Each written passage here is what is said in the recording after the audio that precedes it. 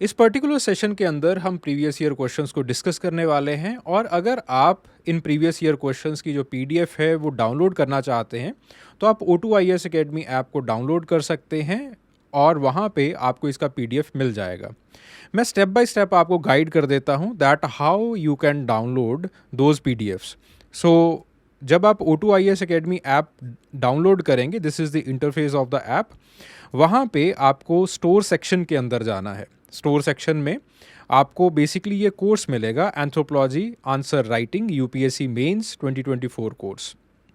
इस कोर्स के ऊपर आपको क्लिक करना है। वहाँ पे आपको कंटेंट सेक्शन के अंदर जाना है। You will be opening the overview section. यहाँ से भी आप जो फ्री रिसोर्स है वो डाउनलोड करना चाहते हैं, बट कंटेंट सेक्शन के अंदर जाइएगा। कंटेंट सेक्शन में आपको फ्री रिसोर्स ये फोल्डर जो है वो मिल जाएगा। जो भी यहाँ पे पढ़ाया जाता है उसका जो पीडीएफ है that is freely available hair. ठीक है, तो वहाँ पे आप जाके फ्री रिसोर्स सेक्शन के अंदर आप इस फाइल को जो है वो डाउनलोड कर सकते हैं। And in addition to that यहाँ पे आपको जो वर्कशीट्स हैं वो भी प्रोवाइड की जाती हैं। और अगर आप हमारे साथ आंसर राइटिंग करना चाहते हैं तो आप इन वर्कशीट्स के अंदर दिए गए जो सवाल हैं उन सवालों को मुझे लिख के भेज सकते हैं। I will evaluate those questions and मैं उनका एवेल्युएटेड सोल्यूशन जो है वो भी आपको उसी के साथ भेज दूंगा। So write a detailed note on polyandrous society citing the Indian examples. ठीक है, तो अगेन बहुत डिस्क्रिप्टिव क्वेश्चन है ये। ज़्यादातर जो आगे आने वाले क्वेश्चंस हैं वो डिस्क्रिप्टिव हैं, so we will be in a speed. ठीक है जी। So polyandry it's a form of marriage जब विमेन के मल्टीपल हस्बैंड्स होते हैं। It's a rare phenomena world wide. ठीक है, ऐसा ज़्यादातर नहीं किया जाता है। ज़्यादातर पोलीगाइनी और आपके पास जो है वो मोनोगैमी को जो है वो फॉलो किया जाता है। ओके, तो पोलीएंड्री दो तरह की होती हैं, फ्रेटर्नल और नॉन फ्रेटर्नल। फ्रेटर्नल का मतलब है भाइयों की दोनों भाइयों की एक लड़की के साथ शादी हो गई। ठीक है, जो दो भाई हैं या फिर जो तीन भाई हैं, जो भी है वो भाई थे, दोनों में खून का रिश्ता था, उनकी एक लड़की के साथ जो है वो शादी हो गई है। That is the fraternal polyandry. हाँ बिल्कुल, टोडाज इन इंडिया वो फ्रेटर्नल को प्रेफर करते हैं, ऐसा नहीं है कि ज़रूरी है, रूल है। तो in Todas in India it is the preferential rule कि वो प्रेफर करते हैं कि अगर दो भाई हैं, एक ज़मीन का टुकड़ा आ रहा है तो वो एक ही लड़की लेके आए।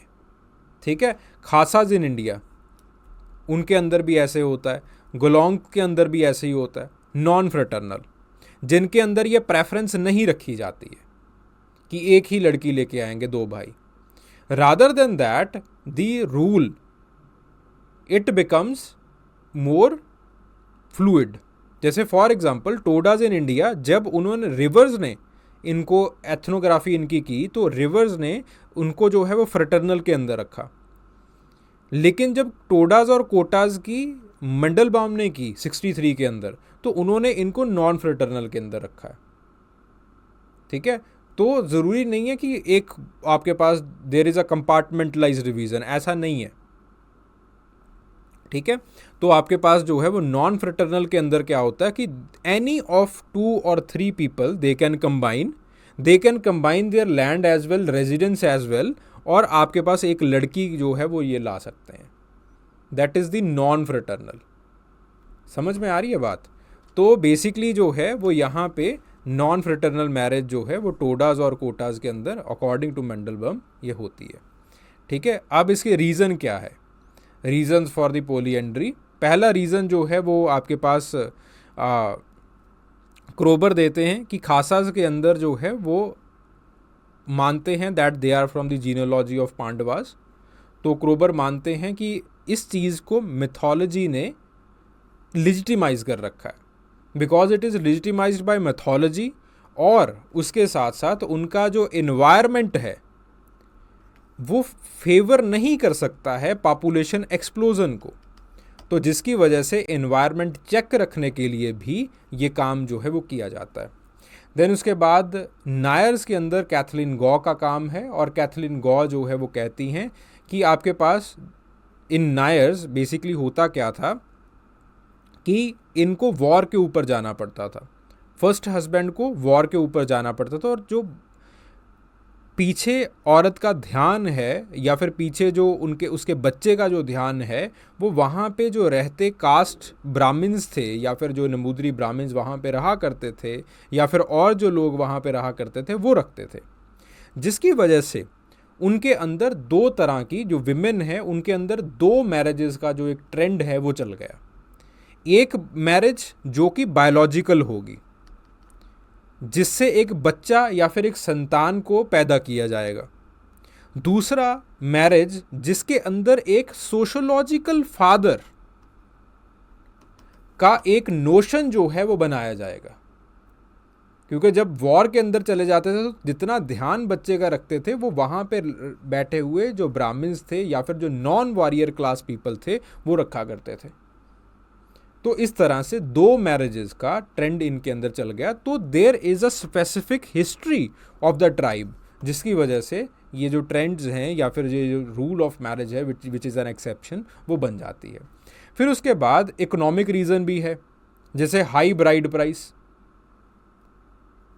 ठीक है, तो हम जो है वो देखते हैं कि जनरली ट्राइब्स के अंदर, खास करके जो साउथ इंडियन ट्राइब्स हैं और सेंट्रल इंडियन ट्राइब्स हैं, उनके अंदर जो है, जैसे फॉर एग्जांपल हमने टोडास की बात की है, ठीक है, खासाज के अंदर भी ब्राइड प्राइस जो है वो रिसेंटली हमने देखा है कि बढ़ा है। तो इनके अंदर क्या होता है, due to high bride price, अब गरीबी बहुत ज़्यादा है, इतना पैसा है नहीं कि लड़की लेके आ सकें, तो बेसिकली क्या होता है कि अलग अलग लोग जो है वो अपनी लैंड को पूल करते हैं, पैसे को पूल करते हैं और एक लड़की के साथ शादी कर लेते हैं, क्योंकि सेक्सुअल ग्रेटिफिकेशन करनी है, प्रोजनी पैदा करनी है, नहीं तो ज़मीन का क्या रोल रहेगा। तो जिसकी वजह से ये देखा जाता है दैट आपके पास एक इकोनॉमिक रैशनल देते हुए जॉइंट मैरिजेस अमंग ब्रदर्स जो है वो होती हैं।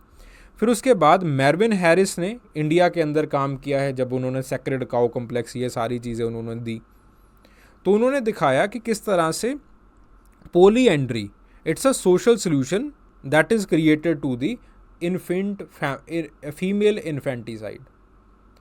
तो मेरविन हैरिस ने दिखाया that in the Indian history, जब आपके पास आक्रमणकारी आया करते थे या फिर आप और बहुत सारे रीजंस थे, तो फीमेल इन्फेंटिसाइड का जो एक चलन है वो चल गया था इन सम कास्ट्स और इन सम ग्रुप्स। ठीक है, तो उसकी वजह से बेसिकली अब सेक्स रेशो जो है वो स्क्वीड हो गई है उन ग्रुप्स के अंदर, और शादी जो है वो उन ग्रुप्स के अंदर ही होनी है। ठीक है, कास्ट का पर्सपेक्टिव ही ये है कि शादी आपकी कास्ट के अंदर ही होगी। तो क्या किया जाता है कि अलग अलग जो लोग हैं वो पूल करते हैं अपनी वेल्थ को और एक जो है वो शादी कर लेते हैं। ठीक है, क्योंकि there are not many women to have marriage. फिर उसके बाद नोरा कुक और डेविड कुक वो कहते हैं that it is a strategy for the resource management, जैसे हमने यहाँ पे दिखाया। तो उनका काम मलेयर्स के अंदर है similar the tribe that is done by LP विद्यार्थी। तो और बहुत सारी जो हिल ट्राइब्स हैं उनके अंदर ये देखा जाता है कि they do not have so many resources, कि इतनी बड़ी जो पॉपुलेशन है वो मैनेज कर पाएँ, because they do not have so many resources, population manage नहीं हो सकती है, जिसकी वजह से ये देखा जाता है कि for a proper resource management strategy ये मैरिज जो है वो फॉलो की जाती हैं। ठीक है, और लोगों के पर्सपेक्टिव्स हैं इसके रिगार्डिंग। ठीक है, जैसे फॉर एग्जांपल वेस्ट मार्क का पर्सपेक्टिव है कि बर्थ रेशो की वजह से, रिसोर्स लिमिटेशन की वजह से, जोग्राफिकल रिस्ट्रिक्शंस की वजह से, प्रॉन्ग्ड एब्सेंस की वजह से, जब ये सारी चीज़ें मिल जाती हैं तब ये जो है वो मैरिजेस बनती हैं। गोल्डस्टीन का पर्सपेक्टिव है कि आपके पास सोशो इकोनॉमिक रैशनल्स जो है वो इन सोसाइटीज़ के अंदर ज़्यादा रहते हैं कि हम इस वजह से ये मैरिजेस कर रहे हैं। बैकरमैन का पर्सपेक्टिव है कि अगर एक वाइफ होगी तो जो आपके पास डिवीज़न है लैंड की वो नहीं होगी। ठीक है, तो फिर उसके बाद मैकलोड का जो एक पर्सपेक्टिव है वो ये है कि आपके पास argues that the fraternal polyandry where the brother share the wife, ये अपने रिसोर्सेज जो है वो रिटेन करते हैं in the resource scarce environment. ठीक है। Then there are advantages and disadvantage. अब यहाँ पे सोर्सेज वगैरह मेंशन करने की ज़रूरत नहीं है, ठीक है। You can simply skip them also, okay. तो सिर्फ एडवांटेज डिसएडवांटेज जो है वो आप लिख सकते हैं। जैसे फॉर एग्जांपल इकोनॉमिक बेनिफिट्स का एग्जांपल है, in the Jaunsari tribe of Uttarakhand land holding की डिवीज़न नहीं होती है, फैमिली एसेट वैसे के वैसे बने रहते हैं, ठीक है। पॉपुलेशन कंट्रोल किया जाता है इन दी इकोलॉजिकल स्कार्स और फ्रेजाइल इन्वायरमेंट्स, जैसे टोडाज के अंदर है, मलेर्स के अंदर है, ठीक है। इनके इनहेरिटेंस बेनिफिट्स देखे जाते हैं, ठीक है। फैमिली वेल्थ वैसी की वैसे रहती है, 2 बच्चे होते हैं फिर से एक ही लड़की के साथ शादी कर लेते हैं, जैसे कनौरियों के अंदर देखा जाता है, ठीक है। फिर उसके बाद enhance sexual certification, according to certain anthropologist it has enhance social sexual satisfaction for women. कईयों के लिए जो है वो ये बिल्कुल गलत बात है, ठीक है। तो जेनकोवैक ने इस चीज़ को इन्हांस्ड बताया है, बाकी लोगों ने, बाकी एंथ्रोपोलॉजिस्ट ने इस चीज़ को जो है डिससेटिस्फेक्शन की तरफ रखा है, ठीक है। तो आपके पास जो है सोशल स्टेबिलिटी, कैरन बेसिकली कहती हैं कि आपके पास अगेन वाइफ्स का कंपटीशन जो है वो नहीं होता है, इसकी वजह से एक ही लड़की है, एक ही वाइफ है, ठीक है। देन आपके पास जो है एनवायरमेंटल स्टेबिलिटी रहती है, ठीक है। अगेन वही चीज़, टोडास का हमने एग्जांपल लिया। फिर उसके बाद there are many disadvantages also, resource scarcity हो जाती है, ठीक है। तो basically in the resource scarcity what happens is कि आपके पास जो रिसोर्सेज हैं देर आर मल्टीपल हस्बैंड्स, ठीक है। और लेट से इस इंसान के पास रिसोर्स ज़्यादा है, ठीक है। और ये लोग जो है वो बाहर जाके अपना रिसोर्स बना सकते थे, ठीक है। It is a geographical boundary.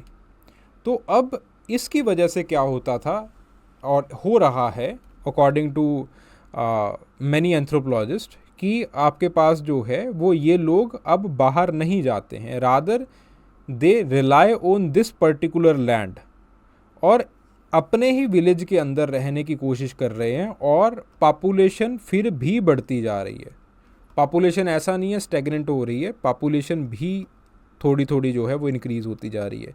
It is in the case of आपके पास निन्बा ट्राइब के अंदर ये चीज़ दिखाई दे रही है, ठीक है।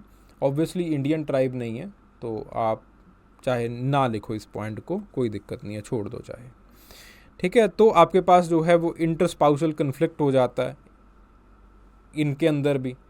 तो ये मैरिज जो है वो इंटरस्पाउसल कन्फ्लिक्ट रोकने के लिए की गई थी, डिवीज़न को रोकने के लिए की गई थी, लेकिन गोल्डस्टीन कहते हैं कि इसके अंदर भी जो है ये सारी चीज़ें हो जाती है, डिसएग्रीमेंट्स वगैरह हो जाते हैं, ठीक है। तो शादी की है तो कलेश तो होगा ही, ठीक है।